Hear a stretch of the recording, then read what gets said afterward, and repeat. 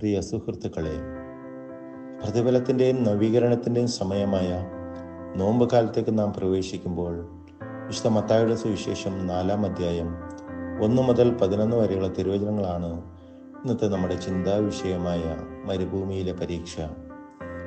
വിശുദ്ധ മത്തായിയുടെ സുവിശേഷം 4-ാം അധ്യായം 4-ാം വാക്യത്തിൽ പ്രകാരം എഴുതപ്പെട്ടിരിക്കുന്നു: മനുഷ്യ അപ്പം കൊണ്ട് മാത്രമല്ല, ദൈവത്തിൻ്റെ നാവിൽ നിന്നും പുറപ്പെടുന്ന ഓരോ വാക്കുകൾ കൊണ്ടുമാണ് ജീവിക്കുന്നത്.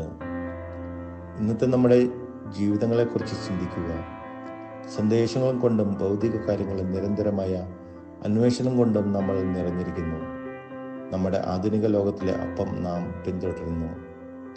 അടുത്ത പ്രമോഷൻ, ഏറ്റവും പുതിയ ബഡ്ജറ്റ്, മികച്ച സോഷ്യൽ മീഡിയ ചിത്രം, ഇത്തരം പ്രവർത്തനങ്ങൾ കൊണ്ട് നമ്മുടെ ദിവസങ്ങൾ നിറഞ്ഞിട്ടും പലപ്പോഴും ശൂന്യത അനുഭവപ്പെടുന്നു. ഈ തിരുവചനം നമ്മെ ഓർമ്മിപ്പിക്കുന്നത് ഈ ക്ഷണികമായ കാര്യങ്ങളിലല്ല, ദൈവവചനത്തിൽ നിന്നും നാം സ്വീകരിക്കുന്ന ആത്മീയ പോഷണത്താലാണ് യഥാർത്ഥ സംതൃപ്തി സ്ഥിതി ചെയ്യുന്നത് എന്നതാണ്.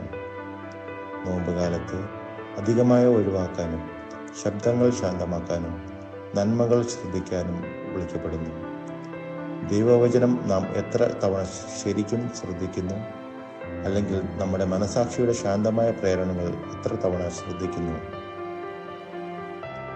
ഈ നോമ്പുകാലത്ത് നമ്മുടെ ആത്മാക്കളെ പോഷിപ്പിക്കാൻ നമുക്ക് ശ്രമിക്കാം. പ്രാർത്ഥനയ്ക്കും വേദപുസ്തക പാരായണത്തിനും സേവനങ്ങൾക്കും സമയം കണ്ടെത്താം. ശരിക്കും സംതൃപ്തി നൽകുന്ന അപ്പം നമ്മുടെ ഹൃദയങ്ങളെ പോഷിപ്പിക്കുകയും നമ്മുടെ വിശ്വാസത്തെ ശക്തിപ്പെടുത്തുകയും ചെയ്യുന്ന ആത്മീയ പോഷണം നമുക്ക് തേടാം. ലോകത്തിൻ്റെ ശൂന്യമായ വാഗ്ദാനങ്ങളിൽ നിന്നും മാറി ദൈവവുമായുള്ള കൂട്ടായ്മയിൽ ജീവിക്കുന്ന ജീവിതത്തിൽ നിന്നും വരുന്ന ശാശ്വതമായ സമാധാനം നമുക്ക് സ്വീകരിക്കാം. ഈ നോമ്പുകാലത്ത് യഥാർത്ഥ ജീവിതം, സമൃദ്ധമായ ജീവിതം ദൈവത്തിൽ നിന്ന് മാത്രം വരുന്നതാണെന്ന് നാം തിരിച്ചറിയാം. ഈ നോമ്പുകാലം ദൈവിക പുണ്യത്തിൽ വളരുവാൻ നമ്മെ സഹായിക്കട്ടെ എന്ന് പ്രാർത്ഥിക്കുന്നു.